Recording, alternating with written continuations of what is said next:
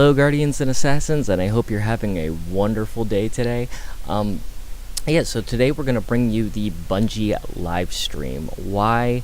Because Bungie decides to do live streams, normally I'd say between 9 o'clock if you're on the West Coast all the way up till I'd say probably about noonish on the East Coast, maybe 1 o'clock-ish, which is, typically the time where people are at work. So what I did was I attempted to remote into my computer to actually make this recording for you, and, well, let's just say we ran into a lot of problems. So I do apologize for this video coming out late, and I also apologize for not coming out with content, like a good YouTuber would, because, well, I'm still working on this, it's new.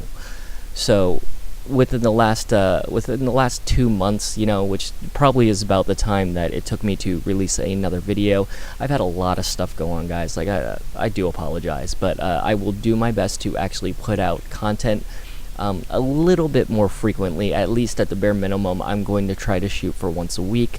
If that goes well, we're going to shoot for twice a week, and if that goes well, we'll shoot for 3 times, and so on and so on and so forth. And eventually you guys will get the daily content that I did promise, and I know I did promise it in quite a few videos.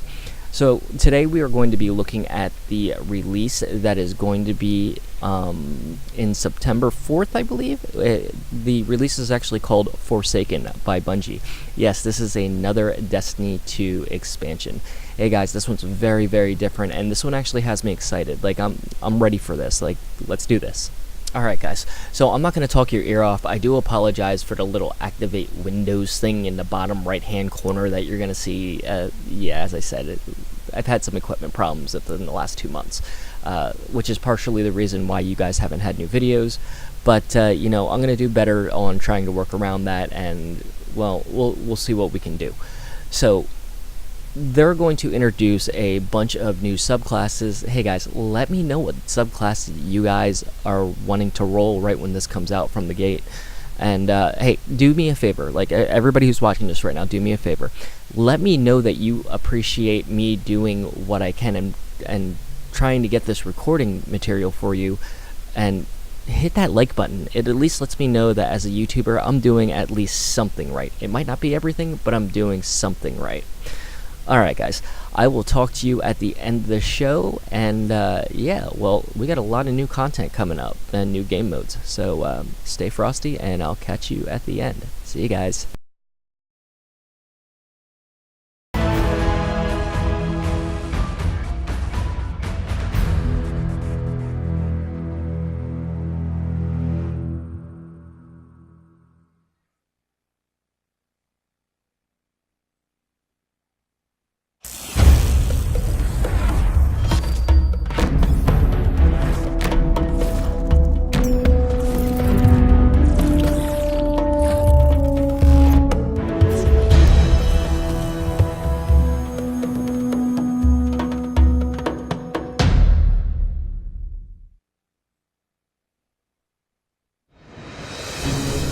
We have this opportunity that we wouldn't have had years ago to ship a game and then really collaborate with people outside the studio to figure out, like, what is the best version of that? Honestly, yeah, like we're building something the community has been asking for, and it's accumulation of everything that we believe the game needs to be. The upside to that is we're not holding anything back.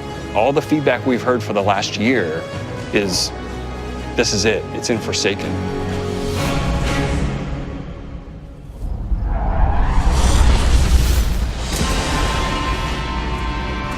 We want this release to have a different tone and a different vibe. We sort of just embrace that Western revenge vibe. You're going to a darker place. You're going to take on a different role as a Guardian. A barren landscape with like the asteroid vibe with like tumbleweeds. And I mean, that just sounded cool. Grit, man. Want to bring the dirt back. But what better way to start a story than to start it with a prison break? Right. Cade's been filling this prison with bad guys that are really bad. And so when it breaks, things can happen to all the world. First place you're going to go to is the Tangled Shore, which is a new part of the reef that you've never seen before. That's right, my friend. It's a collection of lashed together asteroids Yes. and rocks out And in the asteroid It's belt. very otherworldly, and it's full of Pirates and assassins and bad guys. thieves. It's become a lawless place. It truly is a frontier. It's completely taken over. The most malevolent force there is the Scorn. They're very aggressive. They're always going to charge and push you. The Barons are the top dogs in the Scorn, and each one has gone back and committed nefarious crimes. I think of it as the reverse Magnificent Seven, like the worst of the worst criminals. You are hunting down these different Barons. In fact, they're called Baron hunts. So one Baron is a sniper, and you have a sniper versus sniper battle with them. Another Baron is this big, giant, hulking melee character.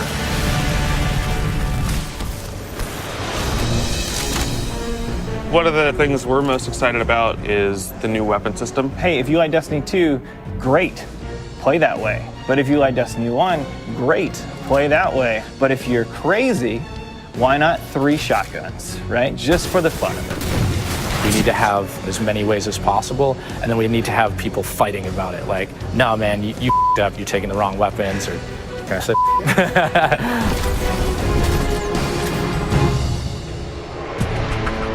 So randomables are coming back. Every single weapon is going to feel different when it drops. And we're improving the mod system, so you can customize your weapon the way you want it. We've got a whole new masterwork style system coming together where you actually are able to kind of move your levels up over time. And so there's investment back on the weapons again.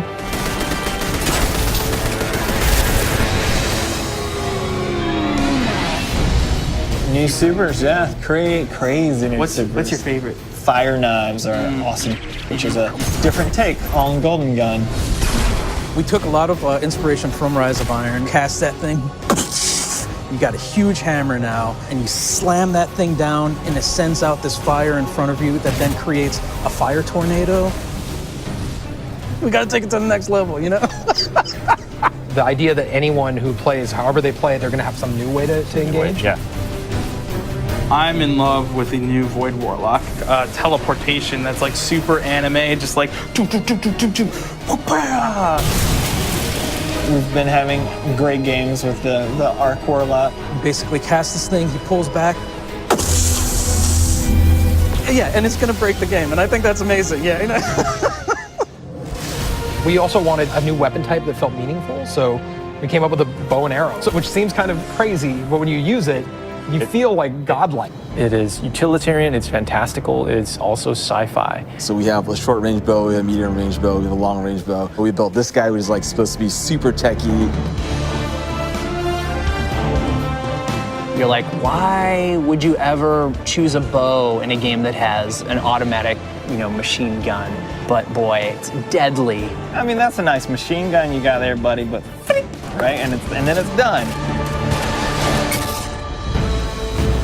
The biggest thing for me going into production on this game was a new way to play, a new thing to do that is new to Destiny. Let's see what we've got. We want to be able to give players what they want, but also surprise them. Gambit is a brand new mode. Destiny begs to marry PvE and PvP together. It's like adding bacon to peanut butter and jelly. You start off being able to see the other team that you're going to compete against, so you can taunt each other, you can emote. Each team is in their own separate arena, and they're being assaulted by combatants. They're dropping motes for you to collect, you bank them. When you put them in your bank, you're going to send a blocker over to the other side that locks their bank down. They can't put motes into it until they take out that blocker. Filling up your bank with the motes is how you summon your primeval. You burn it down, that's it, round's over. The interesting part is that we allow one person from your team to go over to the other side and physically invade. I mean, I've seen people that just hate PvP. Like the first time they invade and they get multiple kills, they'll come back and they'll be like, suck it! It's awesome. We leave the raid team alone. I mean, if you can't tell, we just kind of let them do their own thing. But we have Joe over there. For this next raid, we wanted to get back to the epic adventure where you're going out to slay a big monster again. This raid has more bosses than any raid we've ever had before, and we're really excited to get players in there.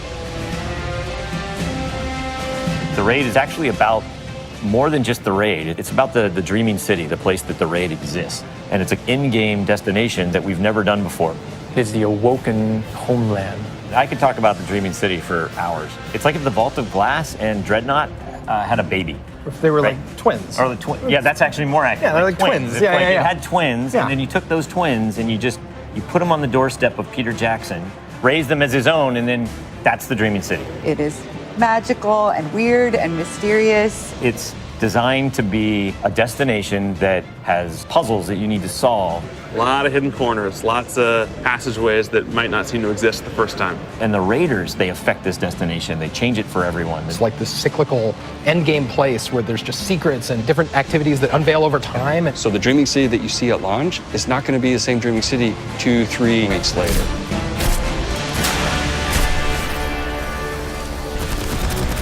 So with every design decision we made for the Forsaken, like the first thing we ask is how will the community react to this? Players want their investment in Destiny to matter, and they want to be able to see that reflected in the content. We knew we wanted to do something for the collectors in our game. So we built a feature called the Collections. It's a way for you to track all the items that you can go out and acquire.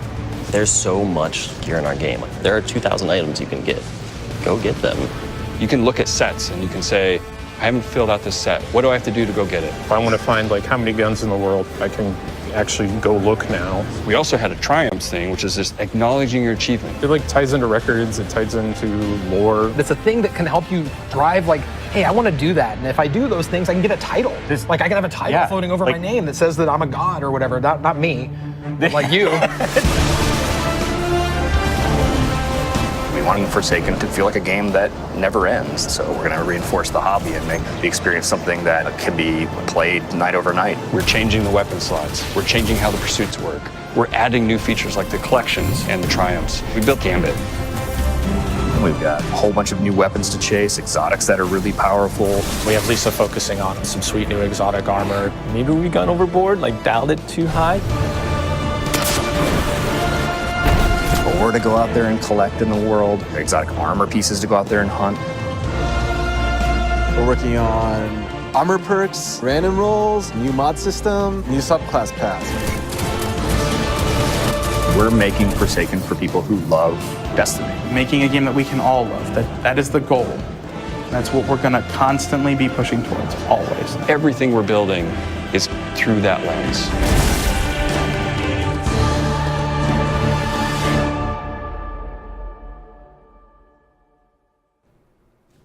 Hello. I just saw you guys in that video. Yeah, I know. It's very, very So fancy. are we live? Is this real? Calm down, dude. I guess. Is this now? It's just me. Okay. Everything's All right. fine. Okay, good. Well, in that case, welcome to the live portion of the show. That was obviously a Bungie Vidoc, so that we could reveal Destiny 2 Forsaken, a major expansion to the game that we've been playing since last September. And this September, we're going to have all new ways to play and collect and evolve and do awesome stuff. Yeah. So it's my pleasure to introduce you to my two fellow co-hosts, two developers who have been leading our team in the development of this new adventure. They are Scott Taylor. Hi. And Steve Cotton. How's it going? So these two gentlemen have been with me on stream previously. If you've been watching Bungie streams for a while, they may seem familiar to you. Scott, you and I sat next to each other right around this time last year. 2 years ago. 2 years ago. Yep. God, time passes It so does. fast when you're playing fun.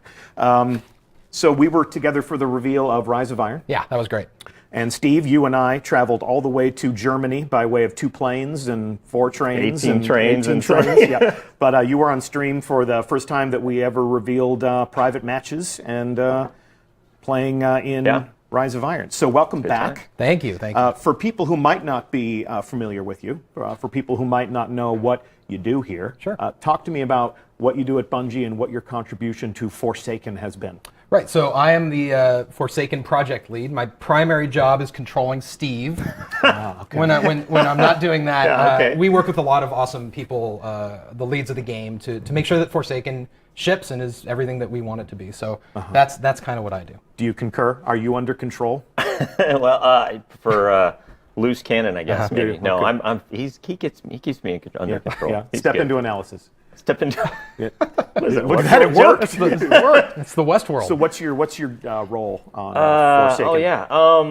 In a game, any game, but a game like Destiny especially, somebody kind of has to try to keep the whole game in their head so that we're making all the right decisions for what's best for the game. So I guess that's what I do, and set high level direction and goals for the teams. But mostly, I think I just listen to a bunch of great ideas and nod a lot. Yeah. Okay. And we, enabling so many different disciplines, so many different teams to work on this game, and we got to meet a lot of those teams and a lot of those people in the Vidoc. Narrative designers, sandbox designers, mission designers, activity designers. So it's all coming together all over again under your direction. So we're grateful for it. What have been your overall goals? What have been your super objectives in the leadership and guidance of all these teams working together? So we had two goals with the Forsaken, Scott and I. The first was to kick off the game with a brand new story. One that had a new tone and a new style, one that we're both really, really excited about. Yeah. You saw a little bit of it in the Vidoc, but just a little bit. We're not going to talk about that much today. I think we want to leave that for a little bit later. But the other goal was that we wanted to reinforce the Destiny hobby. And that was about bringing depth back to the game. It's about not depth in the way that we challenge players, and the way that they discover secrets and the systems, and the way that they learn about the game and feel smart and think about the game. So those were the two goals. Okay. When you talk about bringing depth to the game, I think we took a look just briefly at the Dreaming City during the Vidoc, and I think this is a great piece of evidence as to your commitment to the end game and exactly how you're bringing this depth to the end game. And I love the statement that this is the first time that we've ever built a destination to serve as the home to the end game, a place where all of those things can live. Yeah. So I don't want to spoil the surprise here, because that's what the Dreaming City is about. About being a surprise, but it is a destination built to have some of the most difficult challenges and the deepest secrets. But it's one that I think we want to leave for another day as well. Secrets aren't very valuable. We're being coy about a lot. It's funny. Yeah, we haven't. I mean, actually, we're just really excited about Dreaming City, and it ties into the raid in a really special way. And so we're showing more of that than we have before. But it's because we really want to show that the raid and they all tie together in a really impactful way. But player discovery is really important, and so I think we're going to kind of leave it there. That's fine for this. But you have a lot of look how end game. pretty. You have a lot look of how pretty. It is pretty. Look how pretty. It is pretty, and you have a lot of end game promises to make. These are promises that we will keep in the game, and also promises that we will elaborate on all summer long. This stream is the beginning of a conversation. I think we're kind of creating a table of contents of conversations that we will have later on. The story reveal is planned for E3. So next week, we'll learn a lot more about the story that they're telling. We will learn more about our endgame challenges as the summer unfolds. May even invite some people outside of our studio to experience the Dreaming City and to talk about its promise, because we're pretty good at saying that what we make is cool, but an outside perspective is always valuable. So these are curiosities that we will pay off later. Apologies if you want us to delve all the way into the deepest reaches of the Dreaming City. We want you guys to play this game. We want you guys to play the game. We do, in fact, want you to play this game. So these are conversations that we'll have later. Something that we talked about a great deal in the Vidoc was Gambit. Gambit my shirt. Gambit, yes. Or as our community has come to know it, Redacted. Yes. So this was the super secret mode that we have had some people in our community get a first glimpse at here in our studio. If you were one of those people, one housekeeping note, we do want your reactions and your hot takes about Gambit to be kept under wraps until the first day of E3. But if you'd like to raise your hand and say, I have played Gambit, that's a good beat for this moment. They can replace Redacted with Gambit. Yeah, that's about as much as the conversation has evolved. That seems good. But while we did talk a lot about how it plays and what the essential experience is, what have been your goals for this new activity? We've never seen Destiny played this way before. So it was really important to both Scott and I that Forsaken was able to deliver a new experience to people, right? And so what we gave the team, Lars, Robbie Stevens, the team free reign to invent something completely new. But specifically one that took advantage of all the best aspects of Destiny. So shooting monsters in the face, shooting guardians in the face, bring those together, and then add like big bosses and small bosses and treasure goblins. And well, like moat goblins. There's moats. Moat goblins. Moat goblins, like a golden axe. Yeah, and then one player's moat is another player's treasure. That's true, actually. Yes, that is true. If you bank those them. are a thing. Mm-hmm. Those are a thing. Yeah. So all of those things, and then the team did something really awesome, and they added a risk-reward strategy mechanic to the game that really changes the conversations and the way that the decisions that you make during the game. It's no longer just about how fast can I shoot a guy and bring him down. It's about, well, should I be killing guys? Should I be collecting motes? Should I be banking? Should I be invading the other team? And so the result is fantastic to play. The community got to play it. And then, actually, this is really cool. At E3 next week, yes, people will get to play Gambit. That's what we're going to have there. So on the show floor, we're going to have Gambit. And Gambit will also be like, on the Director, it'll be its own node. This new activity will live alongside the Crucible, the Strikes, and now we have Gambit. Yeah, it's its own thing. So, as Scott just said, we will be at E3 for the 6th year in a row. We will be at the Activision booth, working with our friends to put on a great show for everyone who gathers around that space. Stop by and play, stop by and spectate. This is our first opportunity for people to get hands-on with this new activity. Now, if it's a little late for you to be planning a trip to Los Angeles or trying to score an E3 badge and you want to join the hands-on pre-launch conversation, we're going to take that same Gambit build, that same pre-launch build that we're bringing to E3, and we're going to ship it straight to Tampa, Florida after E3 is over so that it can be playable also at GuardianCon. So we're going to be sending an away team to that gathering of community and content creators. Gambit will be playable there. And if you want to be included, get yourself a ticket to GuardianCon because we'll be there too, and we'll see you there. Anything else that we want to say about Gambit before we move on? Just excited for people to play it. Yeah. Yes. So you've talked a lot about reinforcing the hobby, and once the Destiny campaign is finished, a lot of players are always asking us, what's now?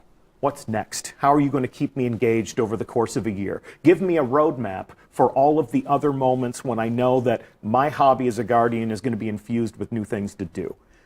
One of our new answers to that question is something that we're calling the annual pass. This is a new way for us to sustain the game with new releases of content. And if we can keep the main graphic on the screen for just one moment longer, I want to call out the fact that the annual pass has 3 different releases. This is live on DestinyTheGame.com right now, and because our product pages have gone live, we just want to set some expectations for how this is different from what you may have known this year. If you played Curse of Osiris, if you played Warmind, this is a different thing. So if you're the type of person that throws your money down on something as soon as it becomes available, we'd like to set your expectations that this is different than those expansions. What we have here are 3 different releases that will come out over the course of the year. Black Armory, Joker's Wild, and Penumbra in the winter, spring, and summer to come. So these releases are a new way for us to deliver content. What purpose would you say that these serve? I think that the purpose here is to give you more of what you want more often. Okay. It's also about chasing the power and the gear. Okay. Basically that's it. I mean, it's more that's often, more stuff that you care huge about. cornerstone for Destiny, the acquisition of power, the collection of new gear, the upgrading of your character. That's really what people talk about when they refer to the Destiny hobby. Yep. Let me take a deeper dive into exactly what you'll find in these different releases over the course of the year in the annual pass. And if we can give people a read on this, here is what, across these 3 different releases, you can find in your annual pass. Endgame challenges, obviously new things to collect, new and returning exotics, new pinnacle activities, deeply challenging things to really test your your skill and your teamwork, new triumph records to collect, and we'll take a look at exactly how that'll unfold in the game, and new lore to discover and collect in the game using new tools and features that we'll be delivering to every player. The annual pass does have exclusive content for the people that purchase it, but this collection game is about to evolve in year 2. So I would say that to set your expectations for this right now, we're leaning harder into the things that keep you coming back to the game week over week, month over month. It's activities, it's action, it's challenges, it's things to earn and collect. We're not leaning as hard into cutscenes or cinematics. Obviously, we're telling a story, but it's a story that you'll discover in moments of action, the reason we play the game, and things that we can collect, and our understanding of the world that you're creating will grow over time through the annual pass, and you'll be building on the great story that you're telling in Forsaken. Yeah, it's definitely about not having just a single moment where people come back, and having that kind of extend and stretch out. Yeah. And each of these releases, the 3 releases that we indicated, each of those releases begins a new season of play. So they kick off the season. It's a season that every player can enjoy with the people that own the annual pass, but it is sort of a thematic shift. So with the new beginning of the season, with the new release in the annual pass, we create a new theme that presides over everything that people will be doing in the game. Yeah. This is obviously something that you'll need to know more about. This is something that we will be talking more about, but because it's live and because it's available right now, we felt this was an important conversation to have before everyone made the assumption that, oh, these are these 2 expansions that I'm used to getting in Destiny. We've reinvented the way we sustain the hobby. We've reinvented the way that we release new content after launch, and we'll talk more about this. We'll talk more about everything we're talking about today, but we'll definitely talk more about this soon. Anything else you think I should be saying about that? No. That's kind of the new raw space, you covered but we'll get more into it. In addition to the annual pass, obviously there's all the things that we do for every player of Destiny 2. And we're going to continue to update the game. Got a brand new roadmap to put on the screen. If all has gone according to plan upstairs, we have a brand new roadmap that has been updated on Bungie.net right now. So if this isn't entirely legible on whatever screen you're using, Bungie.net has our new June 5th development roadmap, and this is where we plot the updates that every player of Destiny 2 will receive. And as you can see, update 1.2.3, 1.2.3, so you don't think I'm just counting, due out on July 17th, has some pretty exciting new developments that will change the game even before Forsaken launches. Let's call out some of the things that we're looking forward to the most. Solstice of Heroes seasonal event. It's very fun. Yeah. So, and while the annual pass will have different things for players to tackle and enjoy, every player of Destiny 2 is going to continue to enjoy these seasonal events, these special occasions. Solstice of Heroes really deserves its own proper reveal. Yeah. So we will talk more about how that'll play out. 6v6 quick play. Pretty great. Yeah. So the 6v6 playlist in the Crucible will permanently be home to 6 players versus 6 players. We'll keep competitive as that, intimate, a little sweatier, a little more challenging 4v4 engagements. And for those solo players out there that aren't excited about 6 players versus 6 players in those stacked teams, the Rumble playlist becomes permanent. And then all of the other things that you may have seen on a previous roadmap, bounties, prestige raid lairs, and some of the different features that improve your quality of life as a player. Let's move on to year 2. Yeah. Along with the launch of Forsaken come a lot of interesting evolutions to the Destiny player experience. Scott, I think you can agree with me when I say that the most important development, the most important update on this list, bulk shader deletion. I don't think it's a question. I think it's just. I think that is just a fact. That We can much just is move it up the bulk list. shader, and then shaders also are Put it where evolving it belongs, in our at the top. with some other features. All as well. kidding aside, shaders have been a very large conversation in our community, but there's a lot of other things here that a lot of players of Destiny can get very excited about. Power matters in Iron Banner and Trials, so if you want to win in the Crucible and those special events, you better commit to the progression of your Guardian. What else are you excited about? What else you want to call out? Oh man, well, there's vault space, which is also another thing that Yeah. we add all this content, and I don't want to spoil ahead, but that we're adding some random roles. And Yeah, so, sure. So Weapon- like, we can- we weapon can jump into that. randomization. But those things all tie together, right? Yeah. And so because we're doing that, the vault space is pretty important.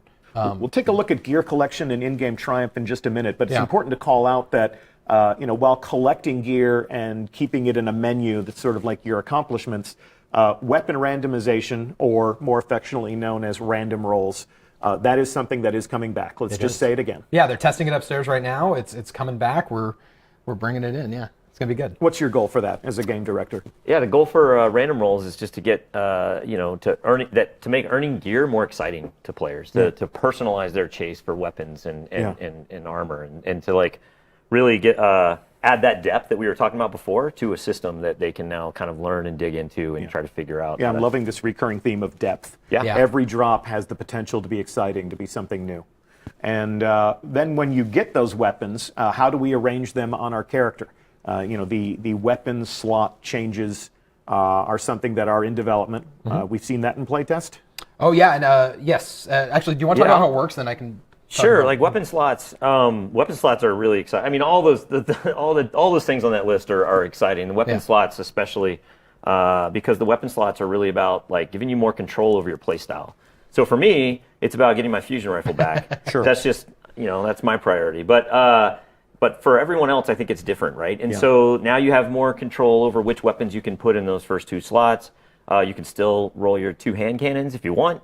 Or you can roll 3 shotguns, Deej, if that's. I do enjoy shotguns. Yeah, but it changes the way that you think about the weapons that exist today, because it's going to like force you to move things around in a way that's really interesting, and then it changes the way you think about ammo and the way that it works. And so I'm really excited for people to play the weapon slots at E3. Yeah, so yes, like Steve said. Sorry, to steal your thunder there. Whatever. Yeah, spoiler. I didn't control him. Yes. He was next Yeah, to there me. you go. You're a Yeah, loose cannon. You're a loose I cannon. was keeping my mouth shut I for a failed little while at my on purpose. objective. No, so at E3 we said we're going to play Gambit. That means we're also going to be able to play test the new thing. So if you want a sniper in your primary, you want to play the bow, like we're going to have those things as part of that Gambit experience. And an E3 test build, is usually it's in development. It's not the full game. It's not the finished product. We usually deploy a limited inventory for use there, so it won't be the full realization of how the new weapon slot changes will work, but it'll give people a sense of how we're changing combat with access to different types of weapons for different opportunities. And like you said, you're going to let people play the way they want. Yeah, and those are all going to be Forsaken weapons too. So it'll be new cool stuff that people get to see in the different slots. Yep. And I did say that Destiny won't necessarily become Rocket Launcher the game, or was that just a fever dream from a rehearsal that we had prior to the stream? You said in the fever dream. Did I say that live? Is You this, did not. Is this now? No, it's this now. Is this now? Okay. Yeah, so there's all sorts of other conversations that we'll need to have about ammunition and balance and all of those things. So this will be a long conversation throughout the course of the summer. Where are we going next? We called out on the roadmap that gear collections and in-game triumphs are something that we're bringing to every player of Destiny 2, and we caught a glimpse of that in the Vidoc. But just to reinforce the fact that it is in fact real, I would like to break net live to a build of the game. Can I say something? I would love for you to say something. So this is a build we propped from someone's machine. It's totally in development. We are going full transparent. You're going to see things, numbers, whatever. They are all like. They're not fake, but they're not real. They're not done. They're not done. We're back in the Westworld. Like, so they're not done. And so when you see something that's a number on a screen or this is about. We're going to show you guys the bones, and I am not uncomfortable about this. This is going to be great. This is a look behind the curtain. This is a glimpse of something that is in fact in development. You can see our brave guardian named Bungie TV. This is a hunter that we have cobbled together for the purposes of this demonstration. This is obviously not my character because hunter, but what are you? I'm a warlock. I know. Have we met? Oh. I'm a warlock too. There you go. How you doing? Here you go. What are you, Steve? You guys can take Titan. You guys can take your warlock. Okay, so that's the end of the stream. No, I'm kidding. So if we take a look at the global navigation here on our user interface, across the top, the first thing you'll notice are some new feature tabs. The first that I'll call out are the triumphs. Yep. And if you can pay some special attention to some of the headers here, all of this is a work in progress. I want that placeholder medal. Yeah, you want that placeholder medal? Yeah, exactly. That's a hard one to get. Is it bad that I actually want it just because it's like glowy and yellow? But there's a lot of empty space that you can populate here. You talked during the VIDOC about some of the different badges and some of the different titles that you can display to commemorate your accomplishments. We're going to take a very high-level view of this, and everything that you're about to see is a work in progress.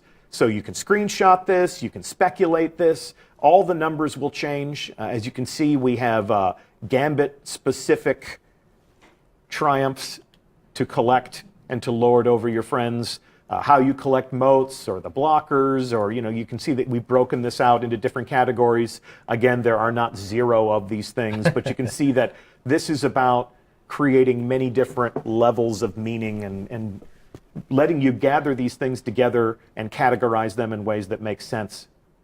So that's Gambit, and then across here you can see that, again, the numbers are meaningless right now. We are in development. Different triumphs for PvP.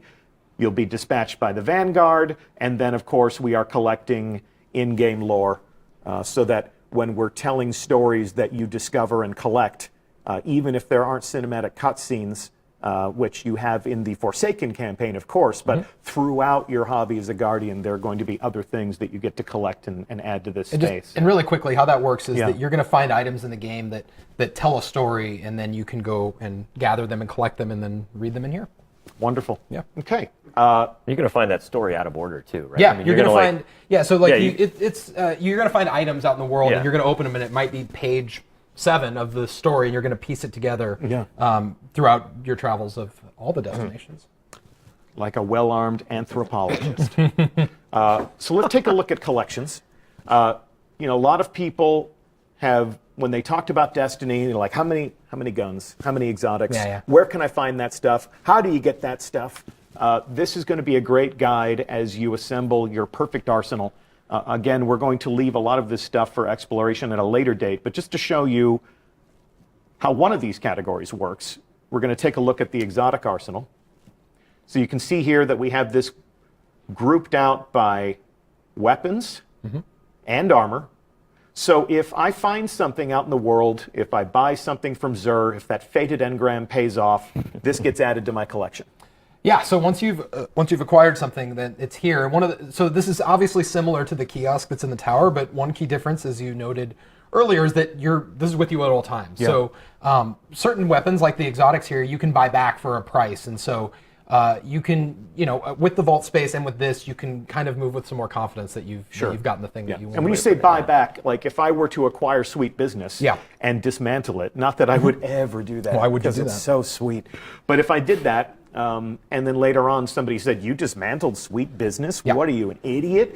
Like, what, did you think you weren't going to put an exotic in your heavy slot? Well, you are an idiot. Yeah, I know. I am an idiot, but I still play this game, and I love it just the same.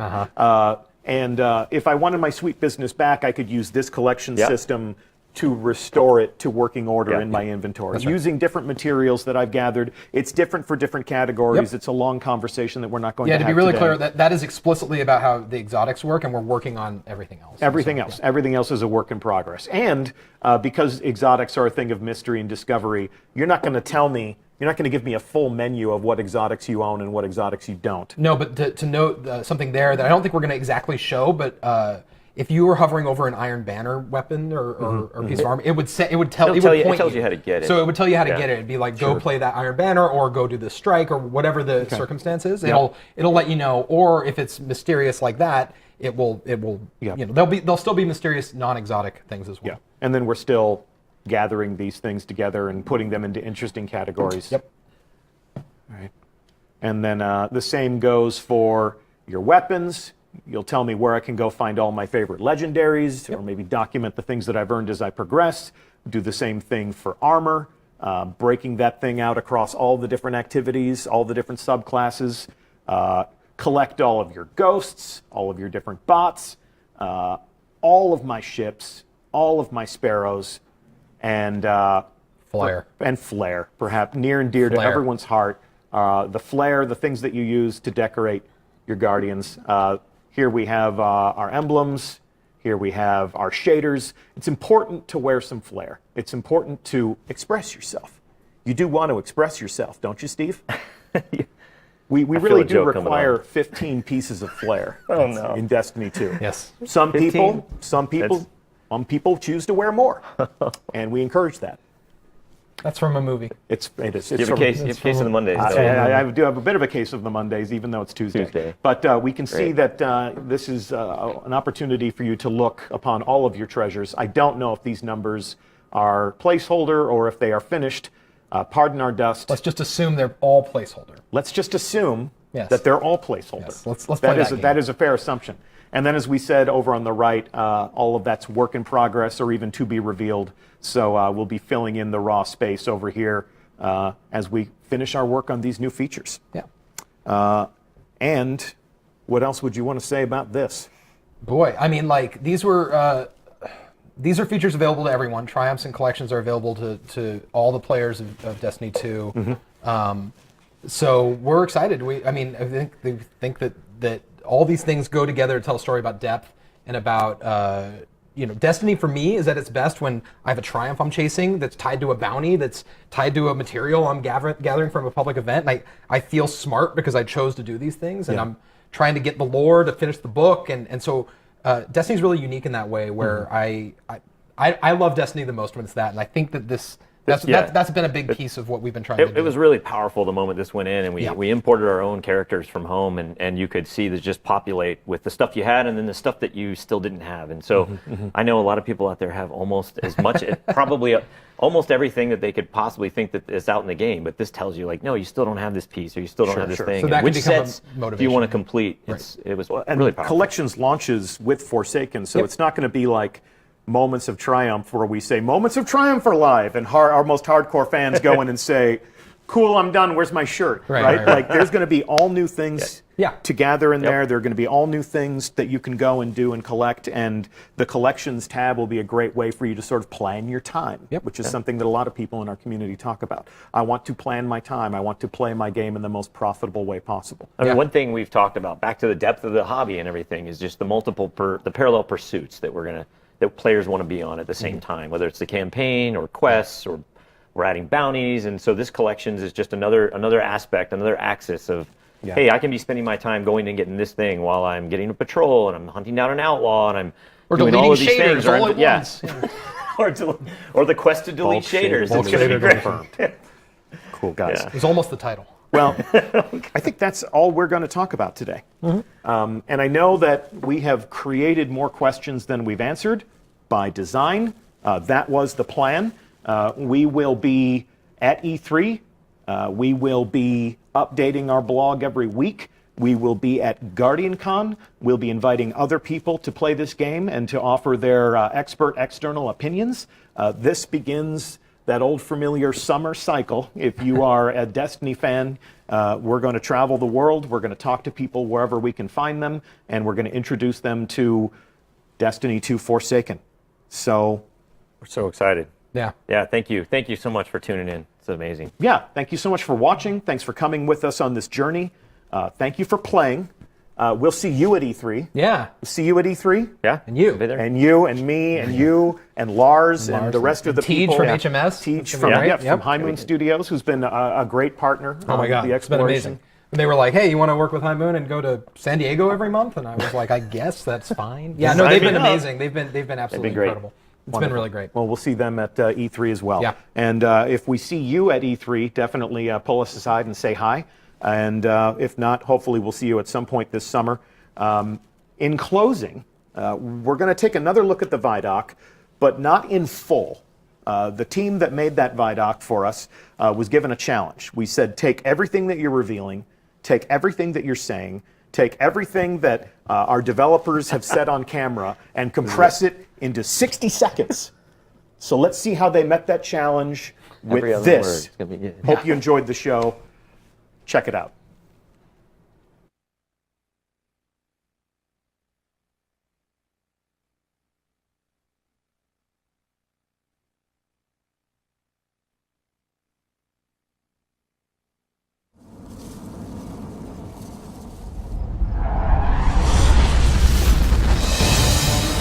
we're building something the community has been asking for. We want to be able to give players what they want, but also surprise them. We want this release to have a different tone and a different vibe. You're going to go to a darker place. You're going to take on a different role as a Guardian. We're changing the weapon slides. We're changing how the pursuits work. Gambit is a brand new mode. Armor perks, random rolls, new mod system, new subclass paths. We're making Forsaken for people who love Destiny. Making a game that we can all love. That is the goal. That's what we're going to constantly be pushing towards. Everything we're building is through that lens.